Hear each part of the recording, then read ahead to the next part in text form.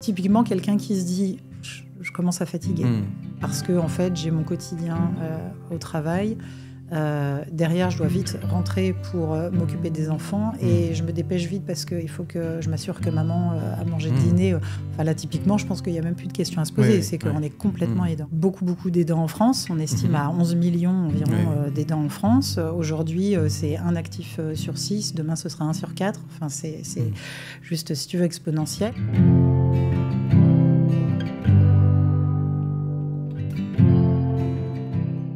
Aujourd'hui, nous accueillons Sandrine Morieux sur la chaîne Messangel. Elle a fondé le site Tout pour les aidants. Donc on va en parler et ton slogan est « Trouver les meilleures solutions pour aider votre proche âgé à bien vieillir ». Donc là, c'est une plateforme sur laquelle on trouve des solutions pour les aidants qui ont un proche à aider. Alors, pas tant que ça, parce qu'en fait, tu vois, ça, ça faisait partie un petit peu, en fait, de nos messages et quelque part du profil des personnes, tu vois, qui ont parlé avec nos messages de communication au début. D'accord. Et on s'est rendu compte que, alors ça, c'est un fait, c'est qu'il y a beaucoup d'aidants en France. On estime à 11 millions environ d'aidants en France. Aujourd'hui, c'est un actif sur 6. Demain, ce sera 1 sur 4. Enfin, c'est juste, si tu veux, exponentiel. Mais sur cette masse de personnes qui sont réellement des aidants, finalement, il n'y en a qu'une toute petite partie qui ont vraiment conscience d'être aidants. On a beaucoup de proches, de membres d'une famille qui viennent simplement en soutien à leurs parents ou grands-parents âgés, qui se rendent compte que voilà, il y a des choses qu'on n'arrive plus à faire de la même manière. Et c'est tout bête, mais tu sais, des prises de rendez-vous médicaux, ça peut être de la paperasse, ça peut être des petites choses en fait. Petit à petit, en fait, c'est assez insidieux, l'entrée dans les danses. On ne s'en aperçoit pas. On démarre comme ça avec des toutes petites choses et on glisse. Situation, quoi. Et le problème, c'est qu'on arrive, sans s'en rendre compte, à ces situations extrêmes d'aidants qui sont étouffés en fait par ce rôle-là. Et notamment du fait qu'on a quand même des aidants dont l'âge moyen est quand même de 49 ans. Et 49 ans, c'est quand même vraiment pas vieux. Donc ça veut dire que tu es toujours actif. Et a priori, pour beaucoup, tu as encore des enfants à charge. Et donc, avoir ce cheminement en fait, de prendre soin de son proche âgé, de ses enfants, de sa vie de famille, de couple, et après de sa vie pro. Enfin, à un moment donné, si tu veux, ça déborde. Et donc, le message, en fait, on s'est rendu compte que compte tenu de ce qu'on proposait sur la plateforme, qui est vraiment sur un principe, en fait, d'alléger le quotidien, de faire du bien, ça peut se prêter à ces aidants-là. Je ne dis pas que ça n'est pas personnalisé, en tout cas adapté à eux. Mais en tout cas, il y a beaucoup d'aidants qui sont à un niveau, en fait, tellement envahi par ce rôle que je pense qu'ils sont plus dans un besoin et une attente, en fait, de répit et d'un soutien un peu différent que peut-être les solutions qu'on propose sur la plateforme. Et c'est vrai qu'aujourd'hui, on essaye d'envoyer un message, finalement, aux membres des familles qui sont aidants ou qui sont en train de le devenir, et quelque part d'essayer de sensibiliser ces personnes-là au fait que oui, ils ont un proche qui commence gentiment à perdre en autonomie, même si ce sont encore leurs parents ou leurs grands-parents sont peut-être encore seuls chez eux et arrivent en tout cas, si tu veux, à compléter des tâches quotidiennes globalement pas trop mal. Mais on le sait généralement au fond de nous, quand on voit notre proche vieillir, on a typiquement, et voilà, je me sens complètement concernée dans ce schéma-là, j'ai 45 ans, on voit des petits signes comme ça qui au quotidien nous font dire... Là, je commence à m'inquiéter. Et tant qu'ils sont deux, généralement, on est toujours un peu rassuré en se disant, voilà, s'il y a un problème qui arrive à l'un, l'autre sera là. Sauf que, généralement, sur les couples, les deux sont quand même globalement à peu près du même âge, ou en tout cas dans les mêmes conditions physiques. Après, tu peux avoir, comme je disais, des maladies ou des pathologies, mais c'est toujours un peu rassurant quand ils sont deux. Mais là, je pense que la courbe change, ou en tout cas la situation change, quand on perd un de ses parents, que le deuxième reste seul. Et là, je pense que c'est effectivement important pour se prémunir d'une situation d'aidance, comme on disait, assez extrême, et aussi, quelque part, pour accompagner son proche, en fait, à vieillir vraiment dans les meilleures conditions, de se dire, voilà, il y a peut-être des choses qu'il va falloir qu'on mette en place. Et moi, je pars du principe qu'il existe plein de choses qui sont super agréables, qui donnent envie. Et qui font plus appel, si tu veux, à l'envie et au désir de faire des choses qu'à l'injonction de dire, voilà, on vieillit, il faut faire attention à ça, il y a la sécurité, il y a la maladie. Ça fait partie des choses à prendre en considération, mais je ne pense pas que ce soit le principe même, en tout cas, d'essayer de mettre en avant des solutions. Et du coup, toi, ce que tu conseilles, c'est un genre de bilan, pour que les gens commencent à dire de quoi on a besoin. Est-ce que c'est plutôt du cognitif? Est-ce que... Il y a plein, en fait, la plateforme reste récente. En fait. La plateforme reste récente, donc ça, c'est un axe de développement qu'il faudra qu'on apporte. Mais ça, on pourra l'apporter, je pense, quand on aura un catalogue, entre guillemets, de partenaires et de solutions qui sera beaucoup plus large encore que celui qu'on a aujourd'hui. Donc aujourd'hui, la plateforme, elle est présentée comme un annuaire, je dirais, assez, plutôt intelligent, dans le sens où il y a pas mal de catégories, de sous-catégories. Il y a un moteur de recherche qui fait sens. Donc, quelqu'un peut aller sur la plateforme et dire, difficulté auditive, j'en sais rien. Et puis, du coup, voir toutes les solutions qui peuvent répondre, en fait, à cet enjeu-là. Ou alors, peut être en recherche d'une solution du lien social. Enfin, voilà, c'est aujourd'hui classé, si tu veux, par des catégories qui sont assez génériques quand on fait une recherche de solutions pour le bien vieillir. Donc, ce que tu peux conseiller, c'est d'aller sur la plateforme, peut-être de lister un peu des problématiques que tu commences à ressentir et voir si déjà tu as des débuts de solutions. C'est ça. Parce que vraiment, le but de la plateforme en elle-même, en fait, l'objectif, c'est vraiment de créer un lieu de rencontre entre les professionnels qui proposent une solution pour le bien vieillir. On a beaucoup de mal à trouver, même quand on les cherche. Ouais, bien sûr. C'est très, très difficile. Et des particuliers qui, en fait, comme tu dis, ne savent pas finalement de quoi ils sont en recherche. C'est toute la difficulté. C'est qu'on est face à des familles qui sentent bien, ils commencent à avoir des inquiétudes, ils ont des sujets un petit peu comme ça qui commencent à se lever en fait dans leurs esprits. Ça peut être la sécurité ou l'isolement, la mobilité. Il n'y a pas spontanément l'idée de se dire, tiens, il y a telle initiative qui existe, on ne les connaît pas en fait. Donc pour nous, l'enjeu, c'est vraiment que la plateforme puisse permettre en tout cas de se dire, je vais sur la plateforme et je vais découvrir ce qui va exister. Et que nous, à notre niveau, on arrive à étoffer au fur et à mesure la plateforme pour offrir de plus en plus en fait, je dirais un catalogue personnalisé en fonction derrière de la personnalité du visiteur et puis de son proche pour lequel il fait la recherche. Donc ça passera, j'espère, au plus tôt. Mais c'est vrai que derrière, j'aimerais bien pouvoir développer un outil assez intelligent, de forme de questionnaire. Oui, c'est ça. Pour vraiment établir finement en fait ce que la situation, le profil, et puis derrière proposer. Oui, puis certainement par un jeu de questions. Avoir des réponses auxquelles les gens ne sont pas forcément attentifs, parce que je pense qu'on s'habitue. On parlait de la surdité qui s'installe. On commence à parler un petit peu plus fort, on met la télé un petit peu plus fort, et puis on s'adapte. Mais finalement, c'est peut-être pas forcément une bonne chose tout le temps que de s'adapter à... non, parce que c'est vrai qu'il y a des solutions qui existent justement pour faire en sorte que ces situations finalement s'arrêtent, en tout cas, ou ne se présentent pas, et qui sont en plus... tellement plus confortable pour tout le monde. Donc, c'est ça. Ok.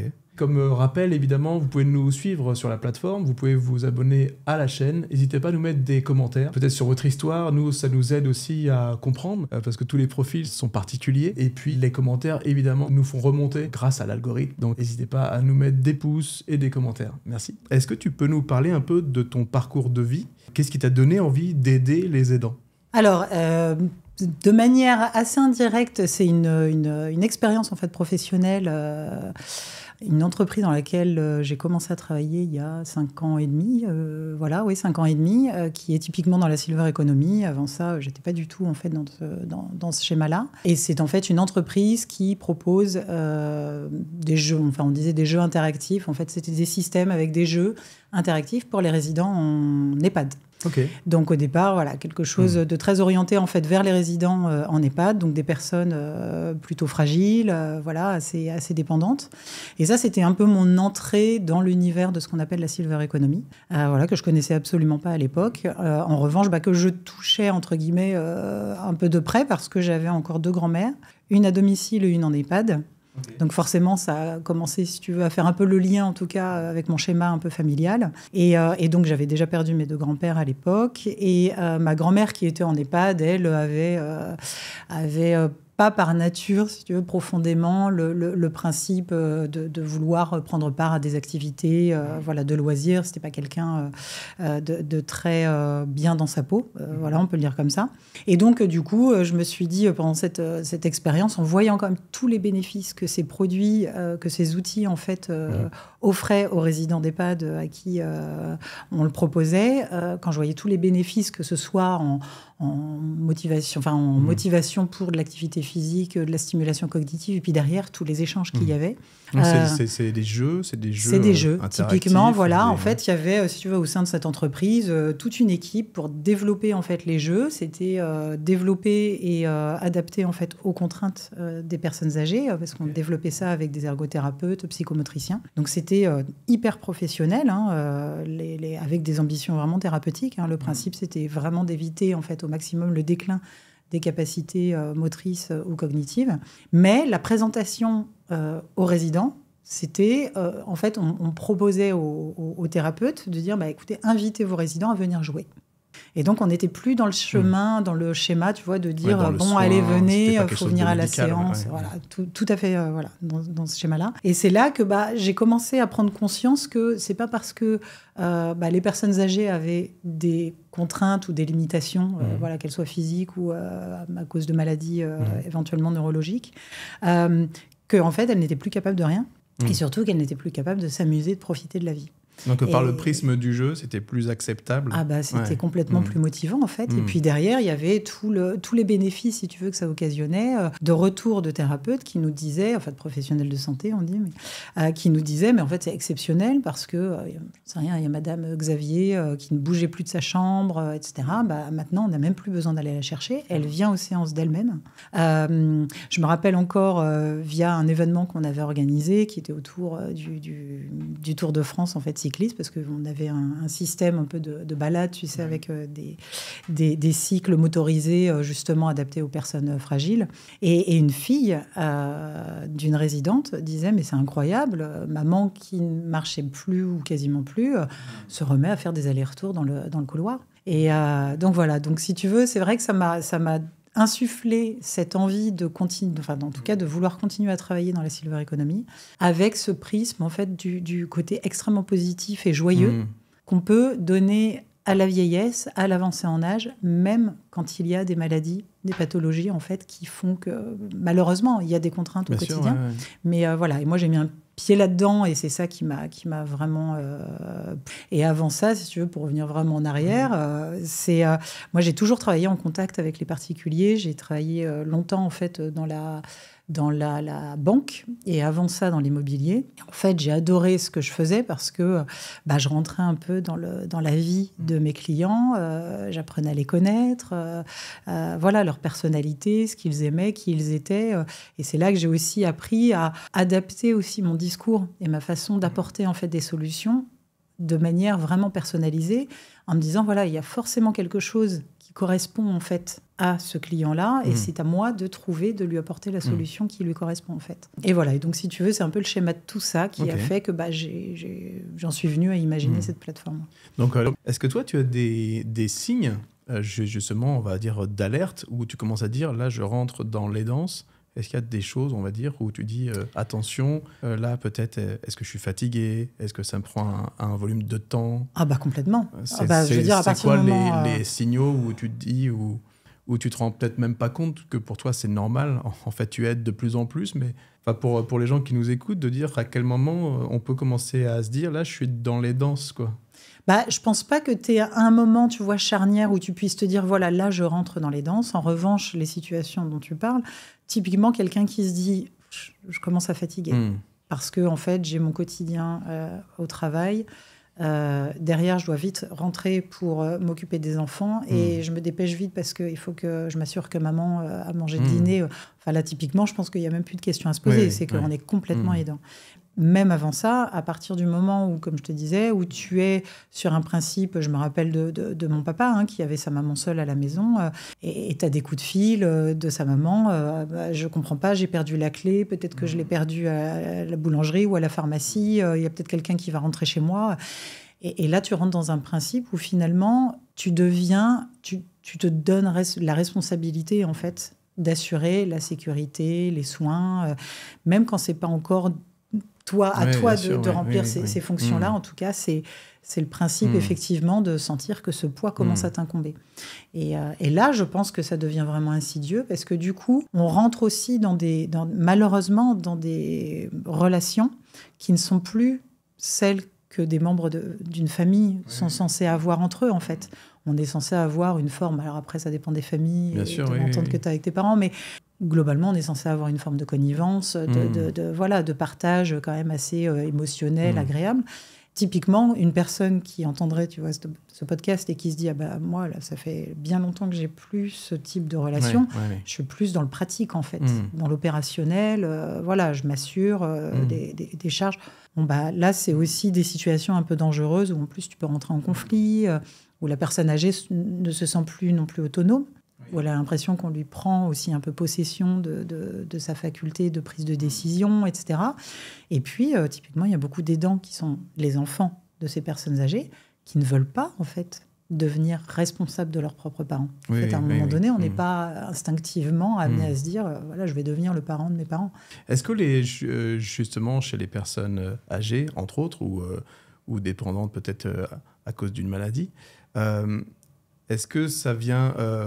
Est-ce que quelquefois, ça vient d'elle, le fait de se dire « Attention, j'ai l'impression que je te sollicite trop » ou alors c'est rarement le cas de dire « J'ai l'impression que je sollicite trop mon enfant pour m'aider ». C'est ça la difficulté, en fait, et c'est pour ça que c'est compliqué, finalement, d'essayer d'adresser ces problèmes, parce que tu as autant de situations et, quelque part, de personnalités que tu n'as de personnes. En fait, c'est pas parce qu'on avance en âge qu'on devient tous uniformément pareils, en fait. Et donc, oui, je pense que tu as des parents qui se sentent coupables de devoir demander en fait un accompagnement à leurs enfants. Au bout d'un moment, je pense qu'ils se sentent frustrés. Je pense que tu dois avoir tout un tas d'étapes, tout à fait, mais quand on arrive à un niveau où en plus ton proche doit venir et peut-être participer, tu vois, t'aider à la toilette, etc., ce qui arrive quand même pour certains, tu as quand même pour l'enfant, pour l'aidant comme pour l'aider, des situations qui sont vraiment limites. Et c'est vrai que nous, on essaye avec la plateforme, du coup, on n'est pas sur ce schéma de proposer des solutions, tu vois, de service à la personne comme ça, parce que je pense qu'on arrive facilement en fait à les trouver. Nous, on aimerait s'inscrire justement sur sensibiliser les gens au fait qu'on peut quelque part faire des choses avant. C'est que moi, je suis intimement persuadée que si on arrive à débloquer certains freins, des familles à utiliser des solutions, donc ça peut être des solutions de service aussi, mais tu vois, qui sont plutôt ludiques, qui font plaisir, qui sont des activités de loisirs, et quelque part à déléguer. Quand les membres d'une famille arrivent à se dire plus facilement, voilà, moi je travaille, j'ai mes enfants, je peux pas décemment être auprès de mon proche toute la journée. Je me rends bien compte que maman est seule toute la journée, elle regarde la télé pour en plus regarder des programmes qui ne la satisfont pas. Enfin, c'est pas quelque chose d'agréable, ni pour elle, ni pour moi, de sentir ça. Et bien, quelque part, nous, on aimerait lever certains freins à se dire, voilà, ok, on peut déléguer. Il existe des choses qui font que peut-être que maman va pas se sentir si seule tous les jours. Et c'est pas moi qui vais remplir toutes ces conditions-là. On ne peut pas tout faire en fait à soi-même. C'est plus de dire, voilà, il existe tout un tas de choses qui existent. Il existe tout un tas de choses qui peuvent répondre à la personnalité d'une personne, âgée ou pas âgée, mais en tout cas d'une personne, à ses envies, à ses besoins, et puis aussi à ses capacités, parce que voilà, c'est la beauté des choses, c'est qu'il y a plein d'entreprises qui adaptent leurs propositions justement à des limitations physiques, cognitives qu'on peut rencontrer assez régulièrement en fait avec l'avancée en âge. Mais le but même, c'est pas tant ça, c'est surtout de faire du bien en fait. Et je pense que si on est plus facilement à faire appel à ce type de solution en se disant voilà, on va se faire du bien, on va déléguer, on va faire appel peut-être à une société extérieure pour partager un café ou aller faire les courses, voilà.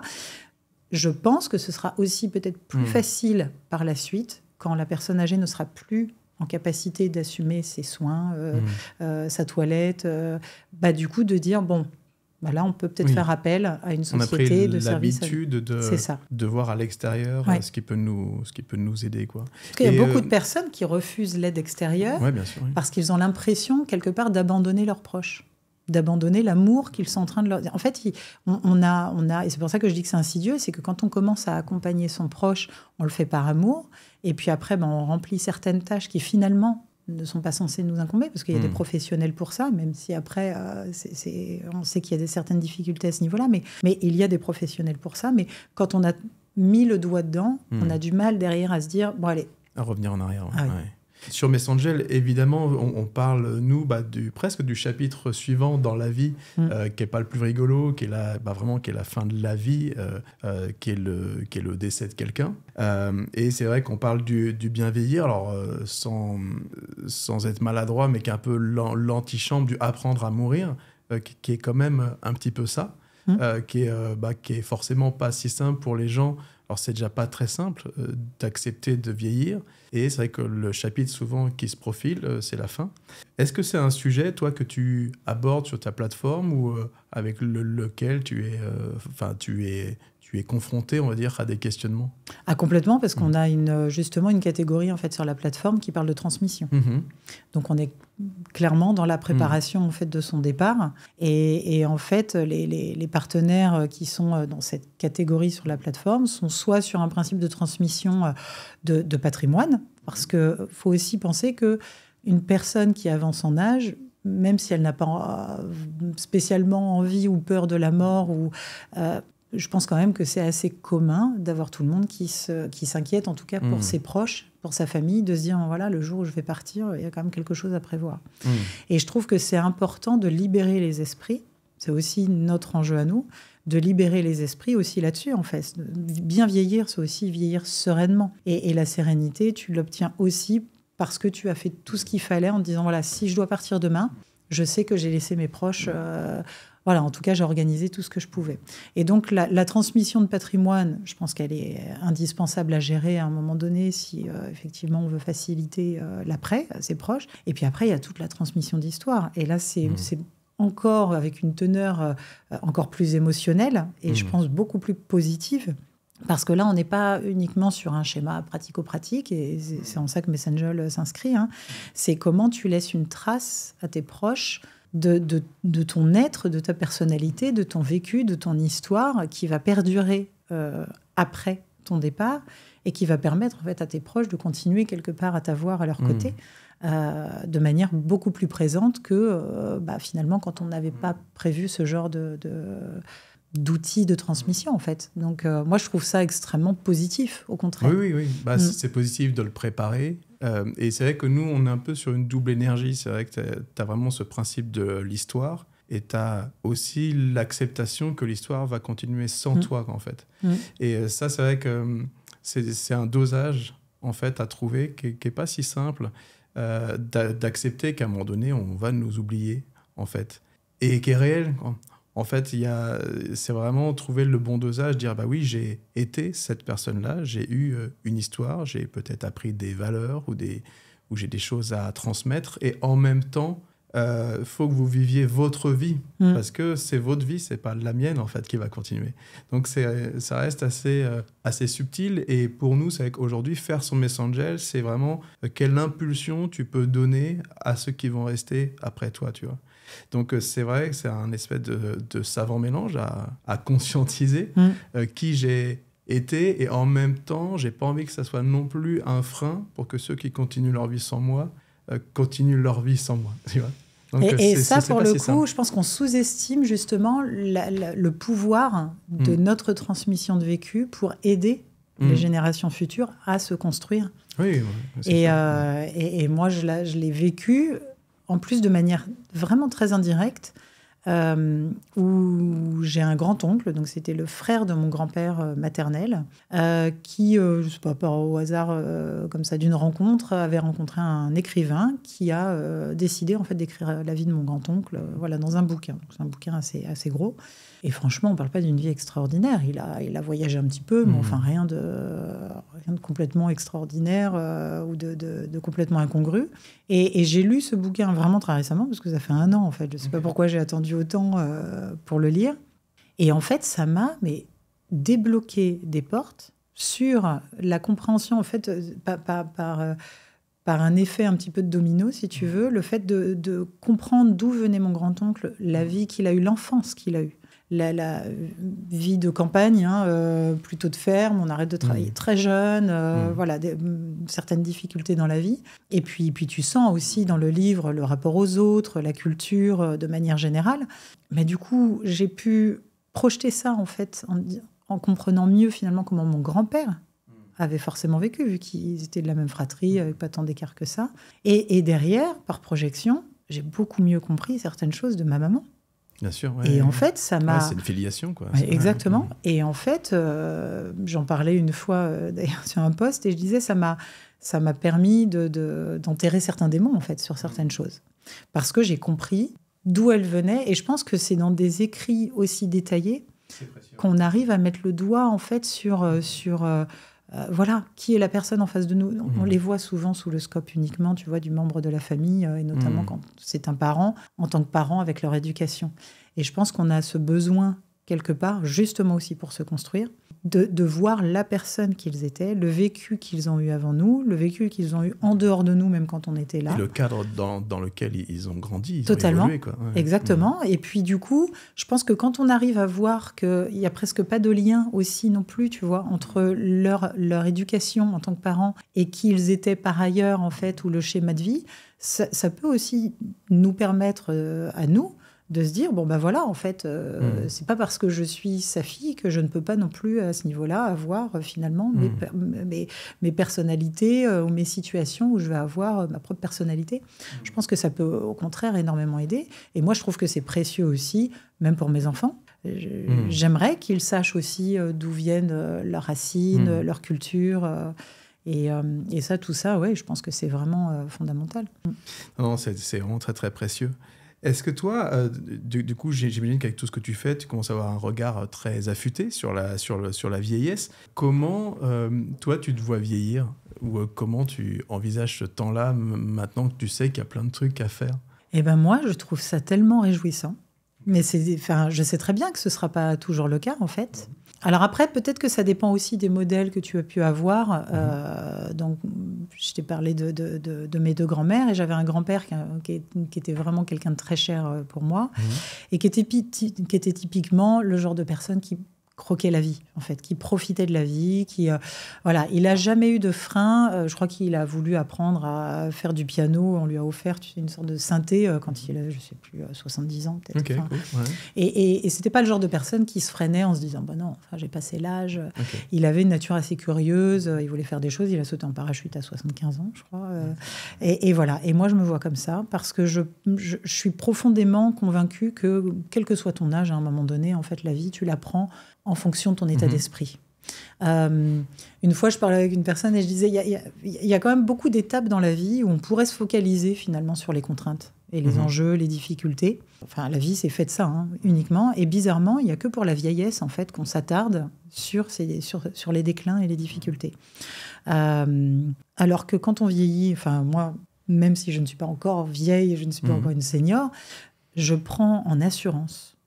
Enfin, je suis complètement pas la même que quand j'avais 20 ans. Je veux dire, j'ai une assurance qui n'a rien à voir. Il y a encore beaucoup de chemin, mais en tout cas, je sens, si tu veux, que voilà, en tout cas, je commence à m'aimer profondément. Et je me dis, plus ça va aller, et moins j'aurai besoin, en fait, du regard des autres. Plus je vais m'auto-satisfaire de qui je suis, de ma personnalité, de ce que je fais. Et je pense aussi que la vieillesse, quelque part, la retraite, c'est du gain de temps, en fait. Une personne qui a 60-65 ans aujourd'hui, à moins d'avoir malheureusement une maladie ou d'autres contraintes, sûr, voilà. Et encore qu'il y a toujours des choses, oui, comme on disait, adaptées. Voilà, c'est pas fini. Mais tu as du temps qui se libère, et c'est autant de choses que tu peux prévoir justement pour des loisirs, quels qu'ils soient. Donc, moi, je me vois en train de voyager, en train, bien sûr, de voir mes enfants, et puis à ce moment-là, mes petits-enfants, et de profiter de ça, mais d'avoir ma vie de femme, et de profiter et de faire plein de choses. Ouais. Voilà. Donc, très, très positif. Ah oui, moi, je peux... Non, et sur la partie, justement, toi, ça t'amène un petit peu toutes les solutions que tu proposes. Est-ce que, du coup, ça t'amène une forme peut-être de vigilance, on va dire? Bon, là, t'es encore... jeune, on va dire, mais est-ce que du coup, tu as développé peut-être un radar attention, attention le jour où je vais commencer à peut-être faire ça ou à... Mais ouais, c'est fort possible. Ouais. Alors, je le projette pas comme une utilisation pour moi en tant qu'utilisateur final, entre guillemets, mais je le projette complètement, en fait, Ah oui, et je pense que c'est vraiment typiquement le genre de choses sur lequel je n'aurai pas de frein. C'est que le côté stigmatisant qu'on voit souvent en fait sur les produits entre guillemets pour seniors, moi j'ai plus envie de voir les opportunités qu'elles t'ouvrent que le côté brandé senior en fait. J'habite aux Pays-Bas, hein, je t'avais dit, et en fait c'est drôle comme là-bas culturellement, il y a moins ce frein en fait sur certaines choses, et je l'ai tout de suite constaté par exemple au déambulateur. Voilà, donc pure aide technique, voilà, qu'on préconise en fait aux personnes âgées quand il y a des risques de chute. Enfin voilà, en France, tu peux dire tout ce que tu veux, il y a quasiment personne qui sera en besoin d'avoir un déambulateur qui ne l'utilise. Il faut vraiment attendre d'avoir en fait une limitation physique assez avancée. Aux Pays-Bas, je vois des personnes âgées, mais quand je dis personnes âgées, c'est plutôt jeunes seniors, encore dépendants, qui trottent, mais vraiment qui trottent, c'est-à-dire qui marchent quand même très vite, et qui vont faire leurs courses avec le déambulateur. Et la différence, c'est que... Donc, ils l'intègrent pas sans, on va dire, sans honte, sans gêne. Sans aucune honte, mais c'est surtout qu'ils voient le côté pratique. Ils se disent, en fait, moi, du coup, plutôt que de rester à la maison et puis de me faire livrer mes courses, ou de demander... du coup, je prends mon déambulateur, je vais au supermarché, et si je dois y aller 2 ou 3 fois dans la journée, c'est pas très grave, parce qu'il y a des déambulateurs, on peut s'asseoir, enfin... Voilà. Et ils le voient plus comme un outil pratique où ils peuvent poser leurs courses. Ils n'ont pas besoin de se charger les mains, les épaules, se faire mal en plus, si tu veux, au dos.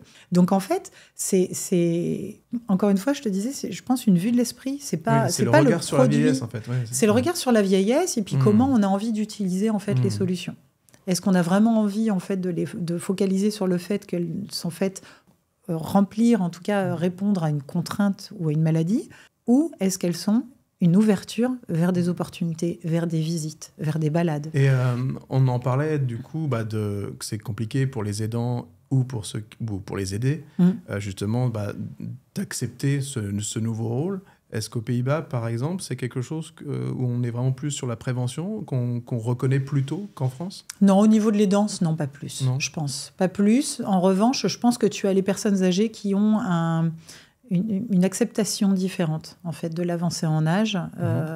Et tout ça, encore une fois, voilà, c'est très culturel. Je pense que c'est pareil, la mort n'a pas la même signification. Et je pense qu'il y a moins de crainte, en fait. Ouais, ça vient de quoi? Parce que c'est quand même pas loin. C'est pas un pays... c'est pas loin, mais écoute, c'est drôle comme ils n'ont pas cette conception. Est-ce que c'est... Franchement, je sais pas. Là, ce sont vraiment des suppositions, mais est-ce que c'est notre système de prise en charge aussi de santé, tu vois, et social, qui fait qu'on est souvent accompagné autour de la maladie, autour de tous ces enjeux-là, et du coup, on a peut-être, tu vois, une prise en considération, en fait, de tout ça, qui est plus forte aux Pays-Bas. Mais même, il y a des comportements qui sont même, à mon niveau, je pense, dangereux, mais en fait, ils n'ont pas la même conception du risque, du danger et de la mort. C'est-à-dire que tu vois, les vélos, c'est sans casque. Et quand tu leur dis, ce serait peut-être bien, enfin, votre petit bout de chou à 4-5 ans qui est sur son vélo tout seul, voilà. Bon, ils partent du principe, c'est la vie. En fait, on n'est pas en train de l'envoyer à la mort spécialement, mais ça fait partie des risques de la vie, c'est comme ça, et si tu veux, ils le vivent pas mal. Tu as une acceptation et pas une surprotection, peut-être, qui... je pense que ça doit aussi venir de ça, oui. Non, mais c'est intéressant, en tout cas. Et puis, il n'y a pas cette conception que, sous prétexte que tu vieillis, tu n'es plus capable. Et je pense que là, en France, on a quand même un vrai cheminement quand même à avoir, c'est qu'on est sans arrêt à parler des faiblesses. La dépendance, la fragilité, la maladie, les contraintes. Et ça, c'est autant en fait de vision qu'on a des personnes âgées, qui à mon avis est complètement erronée. C'est pas parce qu'une personne est en situation de handicap, a certaines fragilités ou certaines maladies neurologiques, elle n'a pas certaines forces d'un autre côté, qu'elle ne peut pas faire quoi que ce soit, qu'elle n'a aucune utilité vis-à-vis de son entourage, ou que ce soit les siens ou des tiers en fait. Et Est-ce que pour toi, c'est la suite un petit peu de la façon dont on traite les... Alors, je ne sais pas si on dit seniors en entreprise, mais quand on commence à avoir 55 ou 60 ans, on va faire une émission avec Frédéric Gesque, justement, sur ce thème-là. Et Et finalement, est-ce que ça commence pas déjà là, quoi, la façon dont on traite les gens qui ont 50 et plus en entreprise? On commence déjà petit à petit à nous mettre au placard. Et peut-être qu'il n'y a pas de raison que ça s'améliore finalement quand on passe à la retraite, quoi. Ah bah non, c'est sûr que si on commence... J'avais entendu même une fois qu'il faisait référence aux seniors en entreprise. Et ce qui suivait derrière, c'était plus précisément sur les femmes. Et il disait donc à partir de 45 ans. Ouais, donc en gros, je suis senior. Ouais, c'est mais enfin, l'espérance de vie est de plus de 80 ans, en fait. On ne peut pas être senior à la moitié de sa vie, quasiment. Enfin, je veux dire, ça ne fait pas sens. Oui, puis la valeur de l'expérience. Et comme je te disais, moi, j'ai énormément acquis, même en compétences, en connaissances. Donc, qu'on s'imagine aujourd'hui qu'à partir de 45, 50 ans, 55 ans, tu n'apportes pas ou moins, en fait, à une entreprise... Bien sûr que, je suis complètement contre en fait cette idée-là. Je pense que chacun apporte, les jeunes apportent autant que les personnes plus âgées en entreprise. Et je pense que c'est quelque part justement aux managers, aux leaders en fait, de voir comment organiser finalement leurs équipes en prenant les forces de chacun, mais reléguer, n'importe quelle entreprise, uniquement avec des plus de 50 ans ou uniquement avec des 25 ans, je veux dire, ça ne rendra pas grand-chose. Je pense qu'il faut savoir faire travailler les uns et les autres ensemble, en fait, et faire ressortir toutes les compétences et les forces de tout le monde. Je peux être que d'accord, mais c'est vrai que c'est très surprenant la façon dont on a migré, finalement, en termes de société, tu vois. Bah après, tu sais, on est dans une société où il faut être jeune, on est très individualiste, et puis tu sais, là c'est pas qu'en France, parce que mais on est quand même dans des sociétés où on refuse catégoriquement le moindre signe de vieillissement.